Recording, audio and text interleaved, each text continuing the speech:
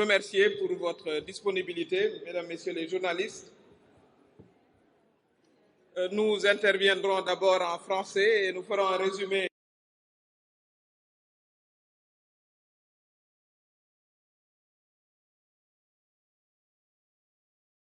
Général, nous avons une réunion en tout cas du département de Dakar qui devra suivre. Comme vous le savez, le Conseil constitutionnel a eu à prendre les décisions que vous connaissez. D'abord, celle qui nous concernait directement, le parrainage, évidemment, d'un revers de main. Cette demande d'invalidation a été rejetée et considérée même comme irrecevable. Parce que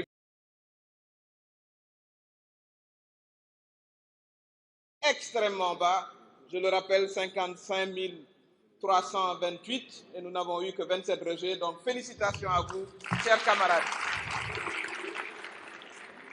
Pour ce qui concerne la deuxième décision, qui concerne la liste Yewwi, nous voulons dire que nous saluons. C'est ça le plus important. Et nous prenons acte de la décision du Conseil constitutionnel. Nous prenons acte. Parce que tout simplement, nous sommes des républicains. Et nous restons dans la logique qui est la nôtre, puisque nous avions dit qu'au-delà de toutes ces déclarations, etc., le plus important, c'était que les organes chargés de décider le fassent et qu'on s'en tienne à leurs décisions.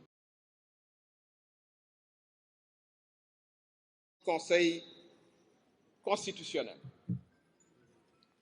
C'est l'occasion également de dire très clairement que nous sommes scandalisés.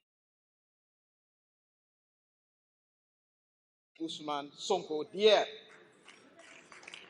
Une sortie inacceptable qui montre qu'il ne croit pas au système démocratique sénégalais. Autant nous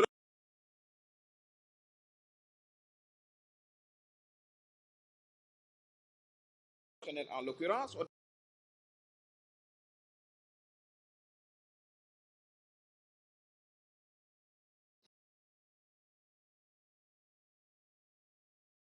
nous allons marcher.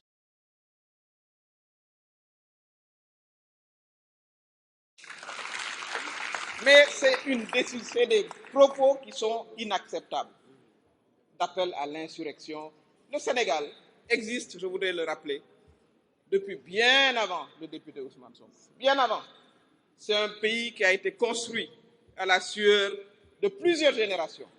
Le système démocratique qui lui permet de s'exprimer, qui nous permet à nous tous de nous exprimer, a été construit à la sueur et au sang de nombreux patriotes, de leaders politiques dont certains ont eu même à perdre la vue. C'est ce système.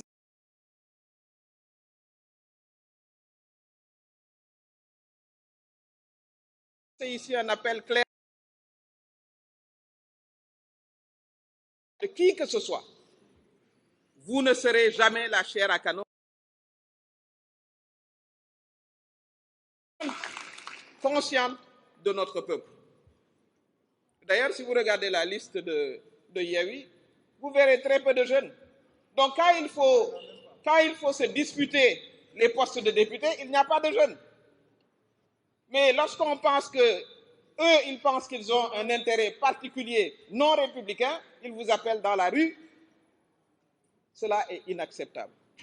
Mais également aux électeurs sénégalais, nous voulons dire ceci. En tout cas, nous considérons et nous pensons que c'est l'écrasante majorité des populations sénégalaises avec nous, qu'aujourd'hui le Sénégal, qui s'est bâti, comme je l'ai dit, pendant des décennies, pour construire cette démocratie que beaucoup nous envient, en tout cas que tout le monde nous reconnaît. Cette démocratie-là, elle a des processus connus. Nous l'avions dit dès le début, nous reconnaîtrons les décisions des organes que nous nous sommes choisis. Le Conseil constitutionnel, c'est un organe qui fait partie de notre architecture judiciaire. Ils ont parlé, nous prenons acte. Mais que nous ayons aujourd'hui Ousmane Sonko qui dit par Facebook,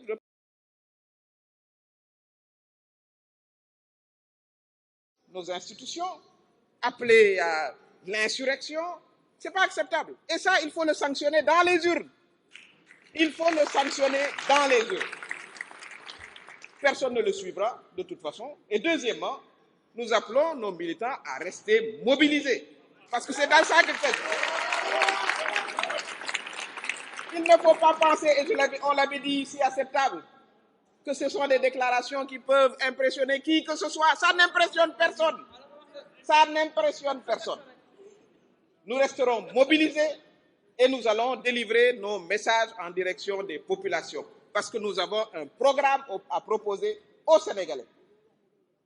Qu'est-ce qu'ils ont à dire? Il y a eu concernant l'éducation, l'emploi des jeunes sur lesquels le président de la République Macky Sall travaille jour et nuit. Ont-ils des propositions alternatives à faire?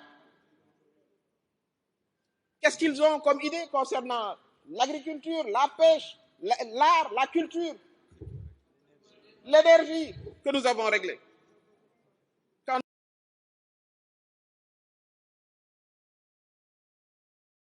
Cette question est en train d'être derrière nous.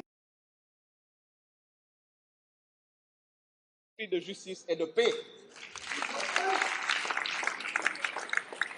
Les jeunes ont envie de s'éduquer, d'aller à l'école, d'aller à l'université. Ils ont envie d'être formés. Ils sont dans leurs ateliers de couture. Ils ont besoin de vivre leur vie de jeunesse. Qu'est-ce qu'on vous offre à la place? Chaque fois que M. Sonko considère que quelque chose peut lui être défavorable, il va vous appeler dans la rue à ouvrir vos poitrines, à prendre des balles. Et ça, c'est inacceptable. La jeunesse ne l'acceptera pas. Donc, c'est ce qu'on voulait dire très, très précisément. Nous acceptons la décision de justice. Nous ne la commentons même pas.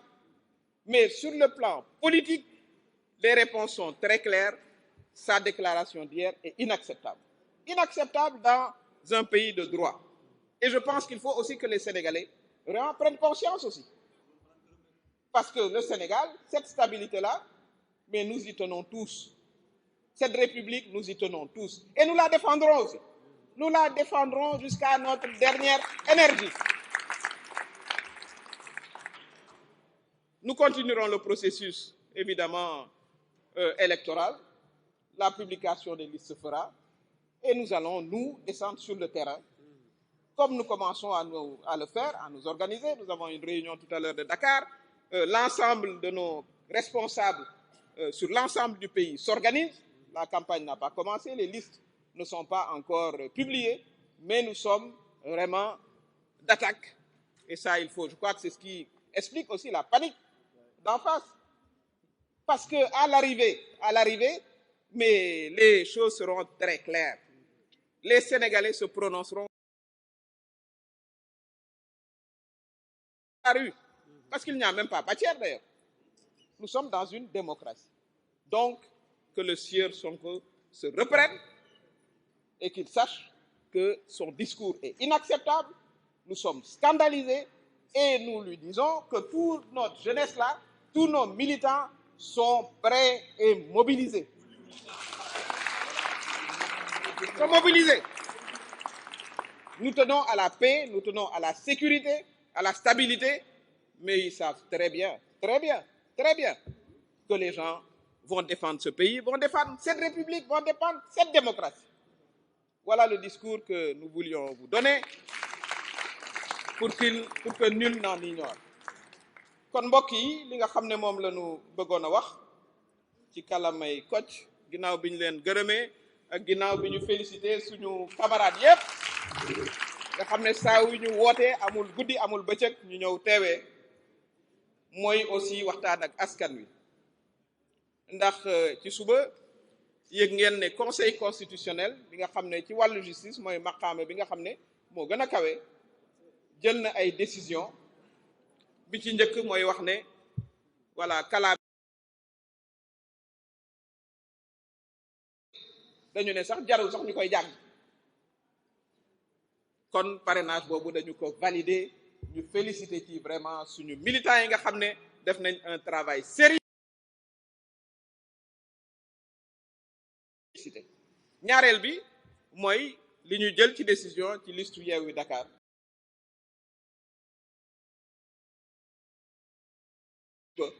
bi weer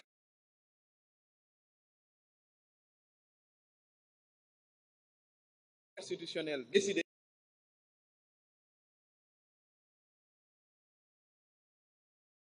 démocratie dafay tegu ci sartu yoon waaye li ñu dégg démb député Ousmane Sonko di wax jël Facebook am ne voilà mu ngi woo xale yi ñu génn ci mbedd mi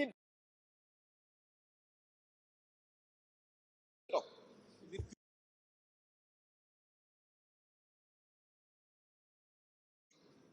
moom bu jàppee ne am na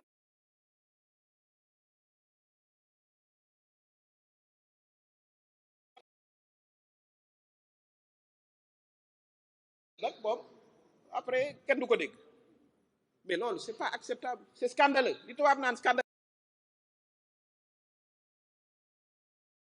démocratie dafa yomb ay sart la tegu bu élection jotee ñu wala génn leen doon ñeenti téeméer xaw ma ñaari téeméer tasaaro réew mi nag moom war naa xam ne mënu koo taal tey mënu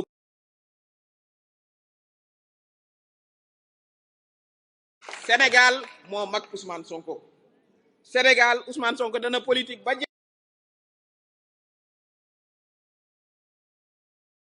moom ne fii jàmm ak salaam moo fi am nit ñi teg mbir yi ci wàllu démocratie ñu jël droit bi jiital ko bu ñu demee élection nit ñi voter librement waaye bëgg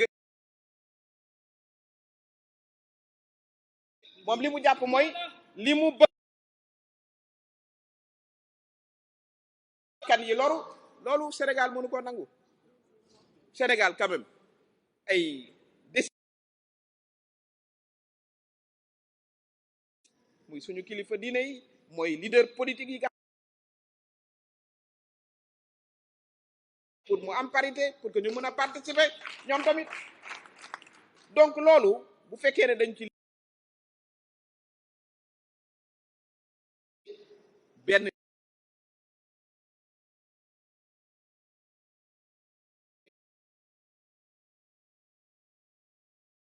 ndax ñoom lay woo toujours jeunesse bi muy woo nag bu ngeen xoolee seen liste yi ñoom newuñ ci de defuñu ay ñi gedd et cetera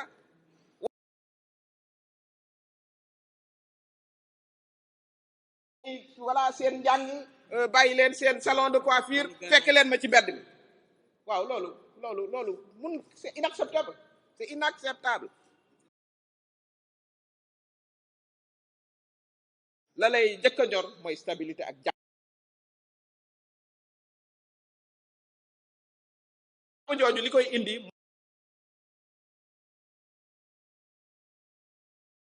wax nag mu xam ne tiitalul kenn kooku moom loolu moom it bu ko xamoon dana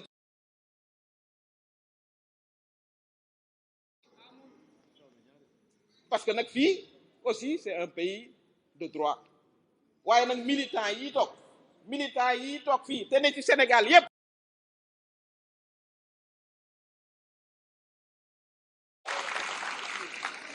li ñuy bëgg jàmm yépp te ñu bëgg ko nag parce que mooy li jig réew am na yoo xam ne yi kenn du ko nangu te jeunesse bii ñuy woo ci mbedd mi dañu xam ne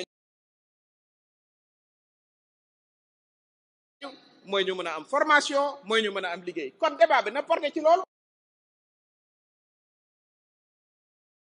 la ak fayda waxtaan ak sénégalais yi wax leen suñu ay proposition ne le 30 juillet Benno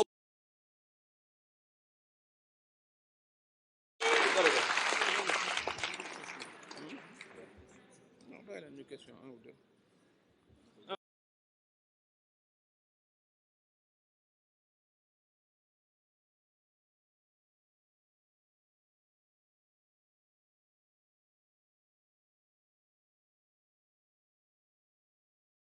puisque nous, je le rappelle, nous osons faire.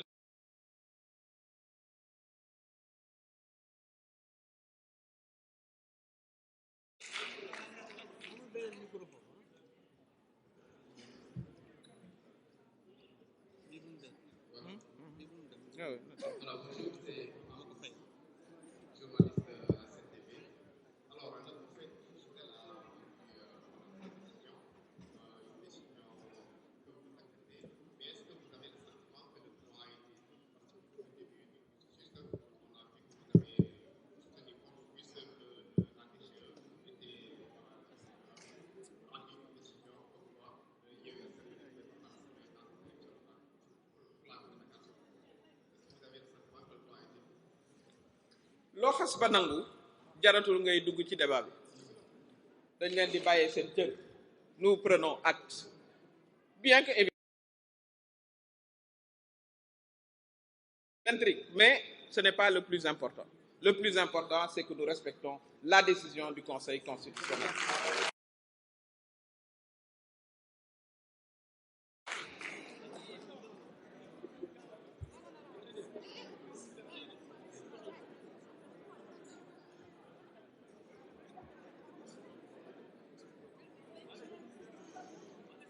Eh, c'est un journaliste, hein? Allez-y. Allez-y.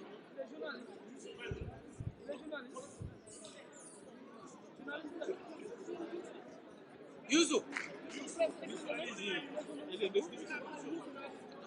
Eh, Youssou, allez-y.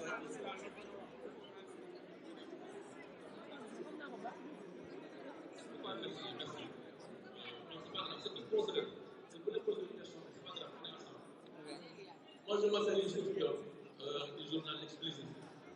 Alors, je vais poser une question par rapport à l'appel à l'insurrection de Ousmane Sonko. Dans un contexte où le Sénégal de même, li ñuy ñaan yàlla li ñuy wax ci réew mi di ressource pétrole ak gaz ak li fi nekk comme développement ailleurs ñaan yàlla dafa sol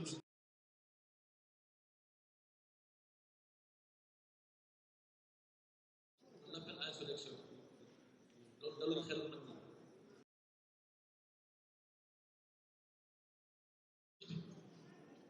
appel à l'insurrection tey si ça passe en réaction demain quelqu'un d'autre pourrait dire écoutez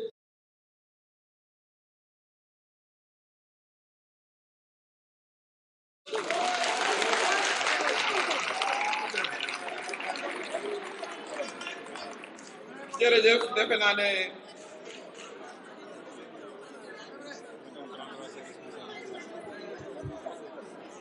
ñun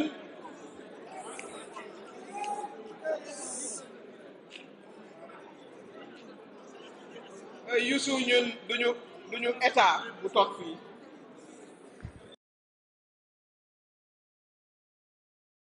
mooy état day jël ay responsabilités état mooy jël ay responsabilités je pense que effectivement c'est un fait très grave dans un contexte où on voit d'abord ce qui se passe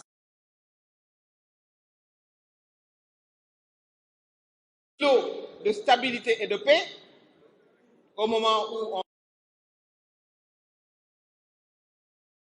c'est à se demander est-ce que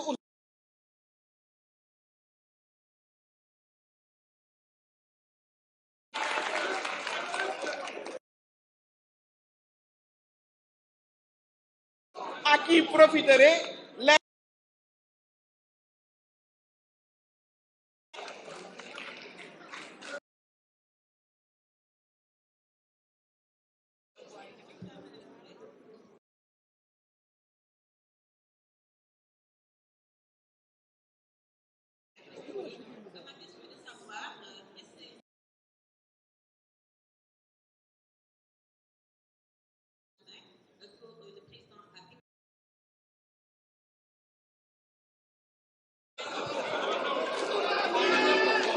Allô, oui.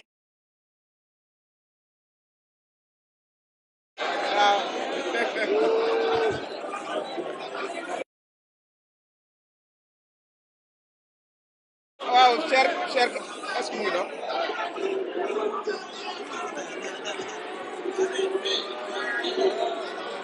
Bon,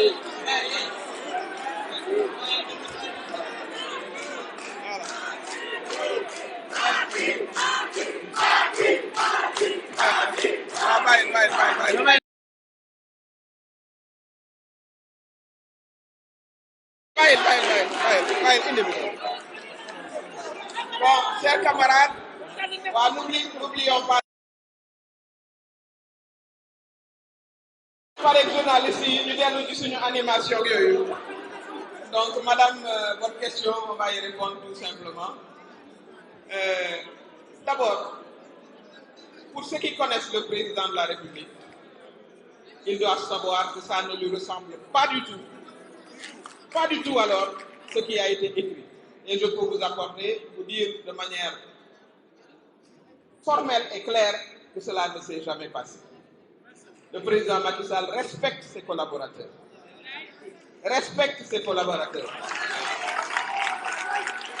Le président Macky Sall est connu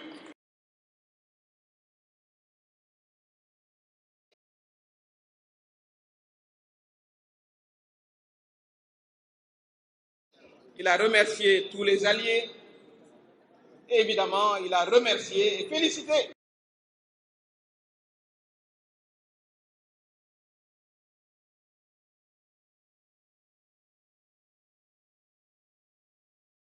fausses informations que certains essayent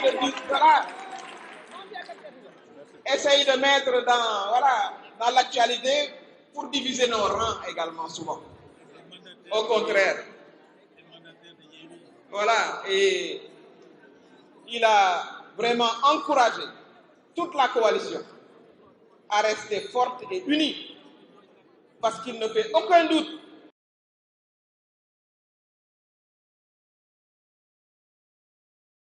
donc madame, en un mot et en 1000 mots, cette information est fausse. Lo sori na jikkoom président Macky Sall dal doon ku laabiir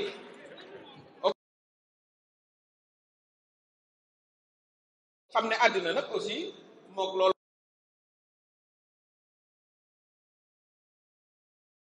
ak suñu responsable yi gërëm leen